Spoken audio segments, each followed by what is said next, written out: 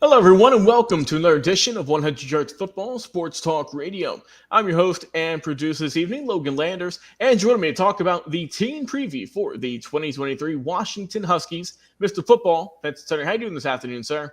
Hey, how you doing today, Mr. Logan Landers? And I am looking forward to talking about this tremendous Washington team. Of course, before we get right into it, though, if you guys enjoyed this episode, give us a like, a follow, share, subscribe on all of our social media platforms, that being on Facebook and YouTube. You can also find us on podcast if you enjoy listening to that.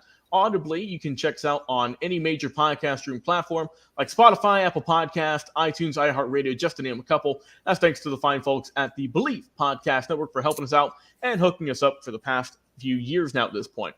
Well, guys, let's get it right into it. As you know, I'll be handling the offense, and Mr. Football will be handling the defense of the Washington Huskies. And let's get right into it. Of course, when you look at Washington, you think of the guy who was in the Heisman race. Did not get the win in that one, though, and that is Mr. Michael Penix Jr. We know what he's done. He's had a great year, 4,218 yards for him.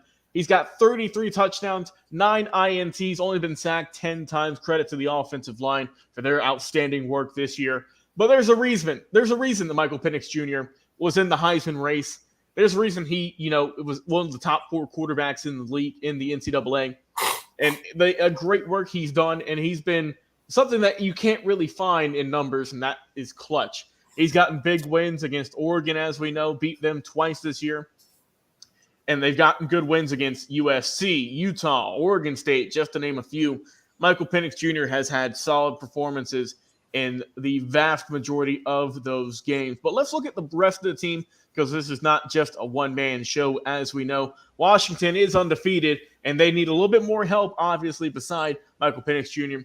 Running back room, you've got Dylan Johnson, 200 carries, 1,113 yards for the young man, a 5.5 average per rush, and he's got 14 touchdowns. Definitely an underrated piece of this Washington Husky puzzle.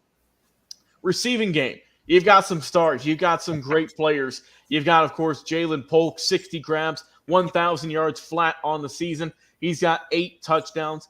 And the main guy, Rome Odunze, 1,428 yards for that young man, 81 receptions, a 17.6 average per catch, and he's got 13 touchdowns. That's your 1-2 punch right there. That's going to be something that Texas is going to have to lock down if they want to get the win in the Sugar Bowl and keep moving on, trying to get to a national championship.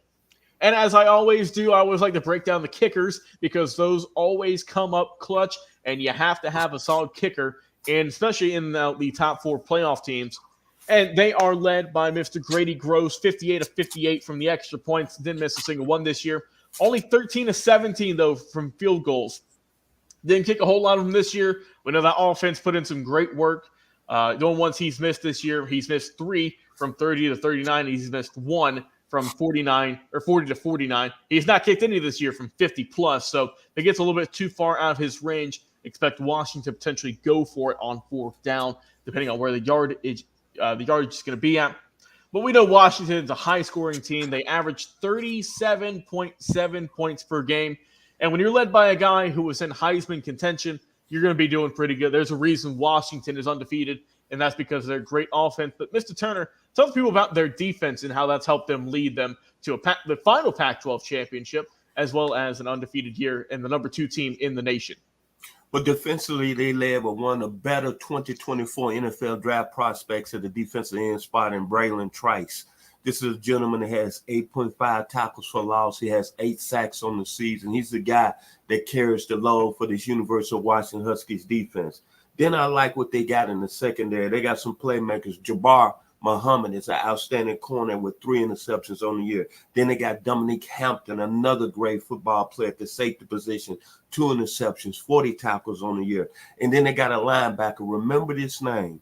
This guy seemingly always make plays. Carson Bruner, outstanding football player, 1 interception on the year, over 70 tackles on the year. But he seems like a gentleman that's always around the football. This is a Husky defense that gives up 23 points a game. When I look at them overall, they do enough to get the job. And think about this. They made enough plays to beat Oregon twice in Bo Nix. That's all I have to say about this Washington Huskies defense. They're a very balanced defense. They're going to give up some yards. They might give up some points. But in key parts of the game, they're going to come up with a big turnover. And they're led by a very good football player who's a top 10 pick in the 2024 NFL draft. I mentioned him again, Mr. Braylon Trice.